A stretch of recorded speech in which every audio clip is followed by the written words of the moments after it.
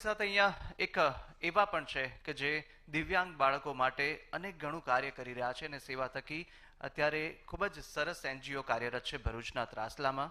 તેનું નામ છે અસ્મિતા વિકાસ કેન્દ્ર અને તેમના બેન મનીષાજી ત્રિવેદી પણ અહીંયા ઉપસ્થિત છે. હું તેમને વિનંતી કરીશ તે ઉપસ્થિત હોય તો અહીંયા આવે આગળ. બિલકુલ, તેમની માટે જોરદાર તાળીઓ. તેમને ખૂબ જ સરસ કાર્ય છે અને ખૂબ જ સારું કાર્ય તેઓ કરતા આવ્યા છે અને તેમની પાસેથી પણ જાણીશું કે આ કાર્યો અને સાથે કયા કયા સંકલ્પો એ લઈને આગળ ચાલી રહ્યા છે.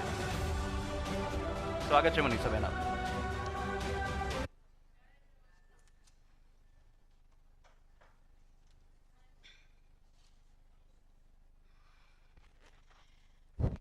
નમસ્તે.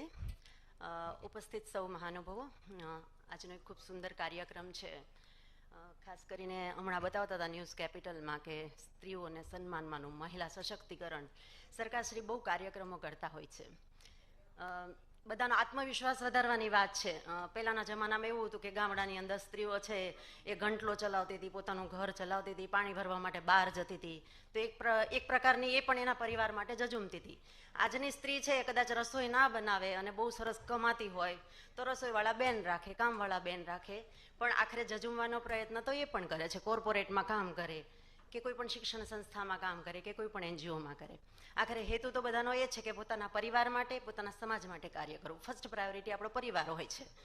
પરિવારમાંથી જ્યારે આત્મવિશ્વાસ બહાર નીકળે છે અને આગળ જવાય છે ત્યારે આપણે સમાજ માટે કંઈક કરીએ છીએ. જે સમાજે આપણને બહુ જ આપ્યું છે, આપણને સરસ જીવન આપ્યું છે, માન સન્માન આપ્યું છે, જેનાથી આપણું ઘર ચાલે છે, એ સમાજને કંઈક આપવું એ પણ આપણી ફરજ છે.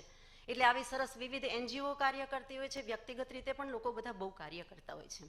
અમારી સંસ્થા છે અસ્મિતા વિકાસ કેન્દ્ર, જે આખા ગુજરાતમાંથી બાળકો છે મનોદિવ્યાંગ અને સ્લમ્સ એરિયાના બાળકોને આપણે પ્રવેશ આપીએ છીએ. નિઃશુલ્ક શાળા છે, તમામ ફેસિલિટીઝ નિઃશુલ્ક રીતે ઉપલબ્ધ કરવામાં આવે છે. પ્રવીણભાઈ પટેલ ત્રાલસાના, અરુણાબેન પટેલ, જેમણે સ્થાપના કરી 2003ની અંદર, અને બહુ અનેકવિધ પ્રોજેક્ટ ઉપર આજે કાર્ય થાય છે. જ્યારે પેરેન્ટ્સ મિટિંગ થતી હોય છે, વાલીઓને જ્યારે બોલાવીએ છીએ ત્યારે અમે રજૂઆત કરીએ તો વાલીઓને એ નથી ખબર હોતી કે આ બાળકો છે એ બાળકો શિક્ષણ પણ મેળવી શકે. આજે તો સમાજમાં બહુ જાગૃતતા છે, સરકારે પણ બહુ કર્યું છે, બહુ બધી એનજીઓ કાર્ય કરે છે, નોટ ઓનલી ફોર અસ્મિતા, ઘણી બધી સંસ્થાઓ છે ખૂબ સરસ કાર્ય કરે છે, સરાહનીય કાર્ય કરે છે. એટલે એક એવું પ્લેટફોર્મ ઊભું છે કે જ્યાં અનેક પ્રોજેક્ટ ઉપર કાર્ય થાય છે. મનોદિવ્યાંગ બાળકોનું કાર્ય પણ છે, સાથે ગુરુકુલમ જ્ઞાન વર્ગો, આજુબાજુના 7 ગામોની અંદર સ્લમ્સ એરિયાના જે બાળકો છે એના માટે શિક્ષણનું કાર્ય થાય છે. અમે ત્યાં જઈએ છીએ, સ્કૂલ સિવાયના ટાઈમે ત્યાં શિક્ષણ સાથે સંસ્કાર આપવાનું કાર્ય થાય છે. એક એવું કાર્ય કે એક બાળક એવા સ્લમ્સમાંથી આવે છે કે જ્યાં કદાચ પિતા છે કે નથી એ પણ ખબર નથી પડતી, ડ્રિંકિંગ કરીને આવે છે, રાત્રે એની પત્નીને મારે છે. આવી પરિસ્થિતિ હાલના સમયમાં પણ છે. ઘણા બધા એવા પરિવારો છે કે જેની પાસે સાદો મોબાઈલ પણ નથી. જો ડિજિટલ યુગ છે આજે, તો અમે જોઈએ છીએ ત્યાં ગામડામાં જઈને 5 રૂપિયાનું એક વેફરનું પેકેટ આપતા પણ એ બાળક અનેક ખુશીનો અનુભવ કરે છે. આપણું બાળક બહુ હાઈ ફેસિલિટીઝમાં લેતું હોય છે. આપણે જોઈએ છીએ કે 10માનું રિઝલ્ટ આવે, 12માનું રિઝલ્ટ આવે અને ઘણા બધા વાલીઓ એટલી બધી અપેક્ષાઓ રાખતા હોય છે અને બાળકો એ બોજ નીચે કદાચ દબાઈ પણ જતા હોય છે. અથવા તો આપણા વાતાવરણ એવું હોય છે કે જેના લીધે બાળકોમાં એક માનસિકતા થઈ ગઈ કે કોમ્પિટિશન થઈ ગઈ કે મારે ભાઈ આટલા પર્સન્ટેજ તો લાવવા જ પડે, નહીં તો હું થોડો બધાથી લેવલથી નીચો દેખાવ. કયું લેવલ? તો બાળકો પછી શું કરે છે? આત્મહત્યા કરી લે છે. નાની નાની વાતોમાં લોકોના ઘરમાં ઝઘડાઓ થતા હોય છે, પરિવારો સંયુક્ત નથી રહી શકતા. તો બધા પાછળ ક્યાંક અન્ડરસ્ટેન્ડિંગ જવાબદાર હોય છે.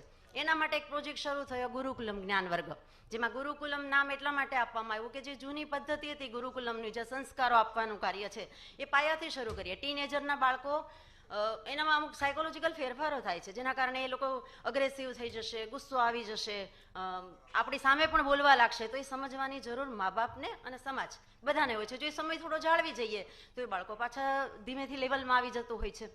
આપણે એક નાની એવી વાત કરીએ કે રસ્તા પર ઈયળ જતી હોય કે મકોડો જતો હોય, કીડી જતી હોય, તો એ કીડીને બચાવવી એ કીડીના જીવન માટે જેટલું જરૂરી છે ને, એ બાળકના જીવનમાં સંસ્કાર આપવા માટે પણ એટલું જ જરૂરી છે કે બાળક શીખે કે મારે જીવ માત્રનું રક્ષણ કરવાનું છે. એટલે આ કાર્ય અમે અસ્મિતા વિકાસ કેન્દ્ર દ્વારા ગુરુકુલમ જ્ઞાન વર્ગોની અંદર કરી રહ્યા છીએ. એક પાયો બનાવવાનું કાર્ય કરીએ છીએ કે જો પાયો મજબૂત થશે તો ઓટોમેટિક આગળ જતાં એ દીવાર સારી જ બનવાની છે.